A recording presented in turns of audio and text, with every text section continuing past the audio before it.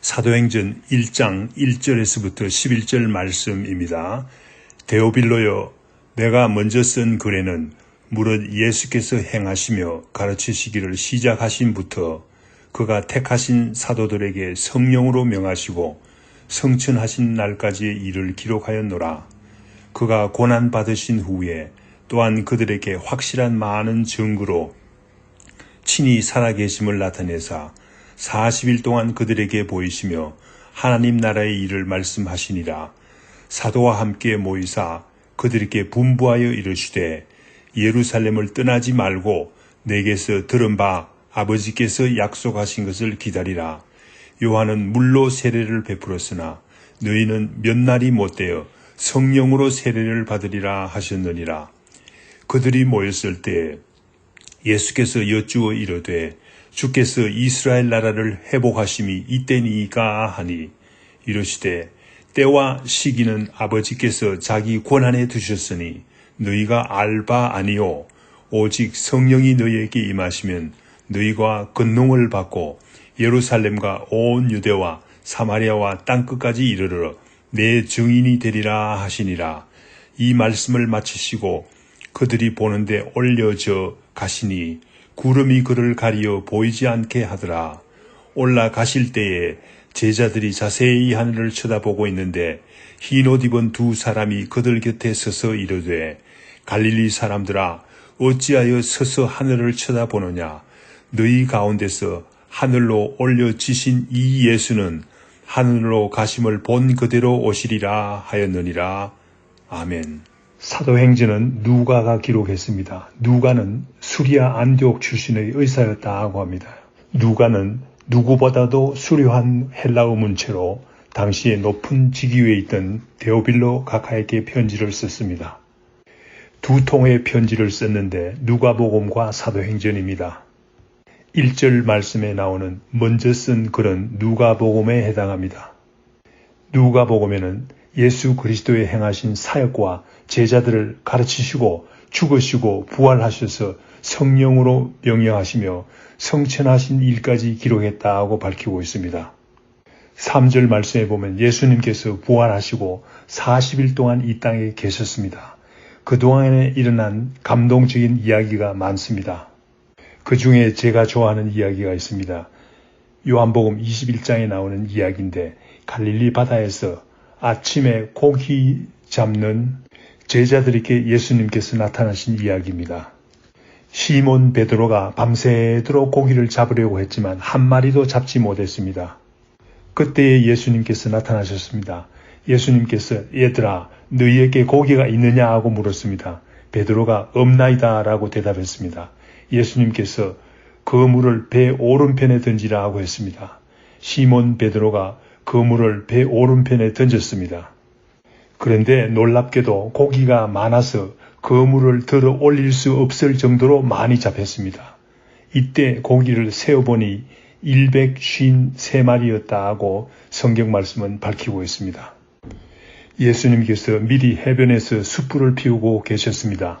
예수님께서 지금 잡은 생선을 좀 가져오라 하고 했습니다. 또한 예수님께서 와서 조반을 먹으라고 하셨습니다. 갈릴리 바다가에서 예수님과 제자들의 아침 식사 얼마나 감격적인 순간이겠습니까? 아마 예수님도 생선을 좋아하셨나 봅니다. 그래서 베드로로 하여금 153마리나 잡게 했겠습니까? 왜 베드로로 하여금 그물이 찢어질 정도로 생선 150마리나 잡게 했겠습니까? 마태복음 4장 18절 이하의 말씀에 보면 예수님께서 베드로를 부르실 때 이야기가 나옵니다. 예수님께서 갈릴리 해변에서 다니시다가 베드로와 안드레 형제를 만났습니다. 예수님께서 베드로에게 말했습니다. 베드로는 수많은 사람을 잡는 어부가 되는 것을 알 수 있습니다. 사도행전 2장 41절 말씀에 보면 베드로는 한 번 설교할 때 3,000이나 구원받는 자를 더했다고 했습니다. 사도행전 4장 명령을 듣고 4절 말씀에 보면 베드로가 설교하자 남자들만 믿는 자가 5,000이나 되었더라고 했습니다. 베드로가 어떻게 해서 이렇게 변화된 사람이 되었습니까? 오늘 예수님께서 베드로에게 주신 명령은 무엇입니까? 오늘 우리가 읽은 본문 말씀은 예수님께서 성천하시기 전 우리에게 주신 제자들에게 주신 마지막 말씀입니다. 그러므로 제자들에게 주신 주님께서 제자들에게 주신 우리에게 주신 가장 중요한 부탁이요 명령입니다. 본문 말씀 4절 5절 말씀에서 예수님께서 말하시는 것은 먼저 성령을 받으라라는 명령이십니다.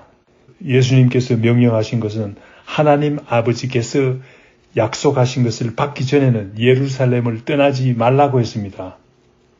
기다리라고 했습니다. 여기서 약속하신 것이란 성령 세례를 의미합니다. 이 사실은 성령을 받는 것이 사역을 하기 전에 먼저 있어야 되는 것을 말합니다. 성령님이 우리 마음에 오실 때 성령님의 도움으로 우리가 진실로 예수님에 대해서 증거할 수 있다는 말입니다. 제자들은 예수님과 3년을 지내면서 예수님께서 하나님의 아들이라는 사실을 알게 되었습니다.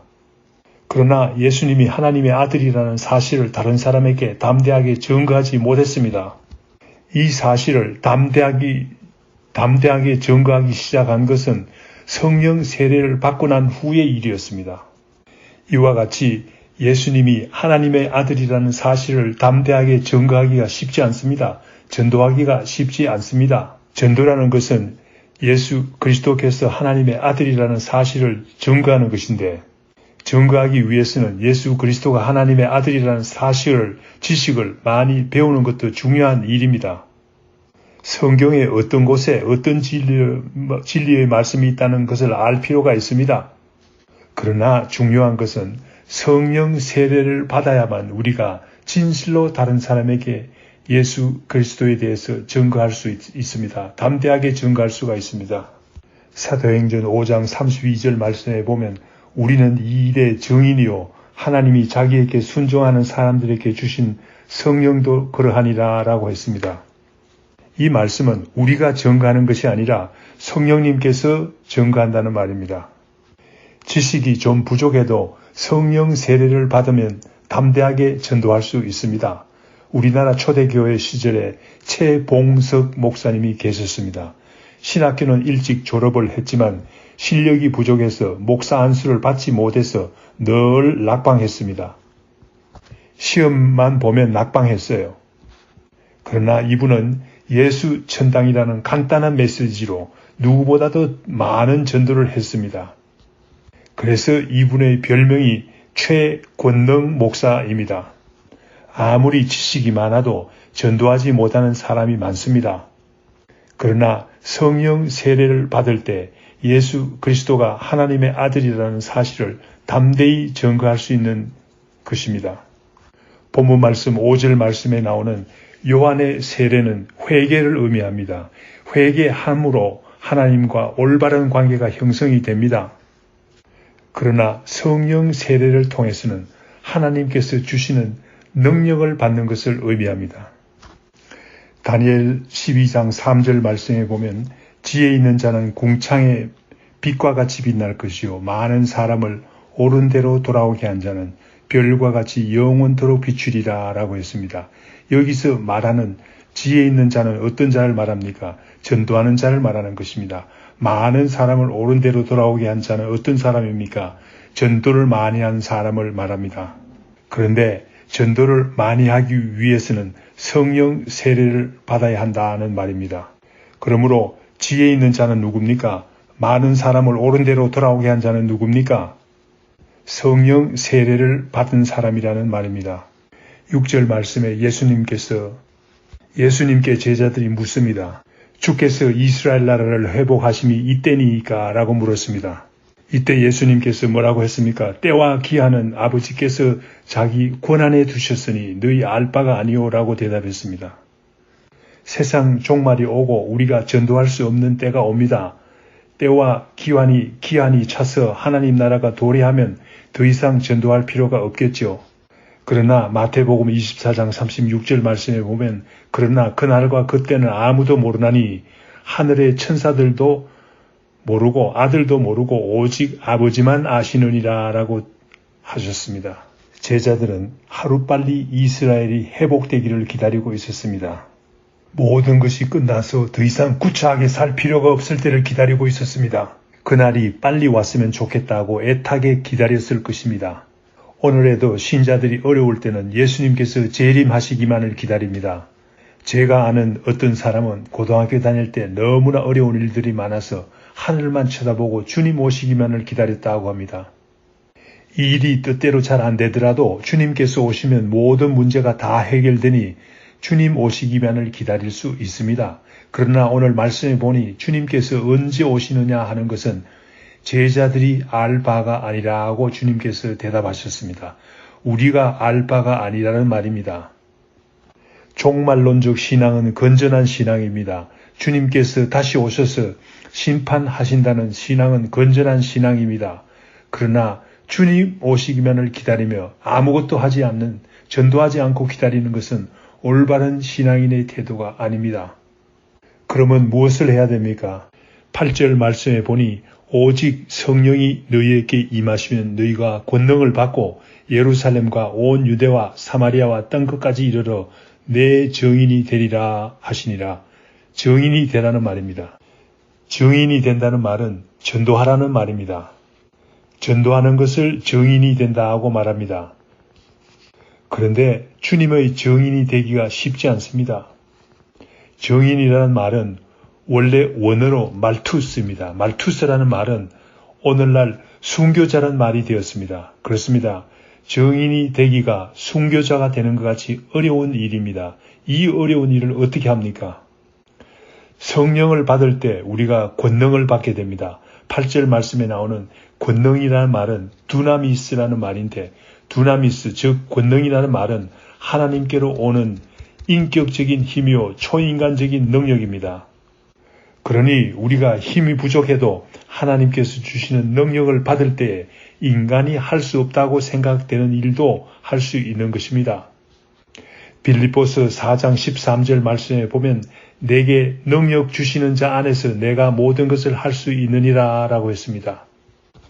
오늘 이 말씀을 듣는 모든 사람들이 하나님께서 주시는 권능을 받기를 축원합니다.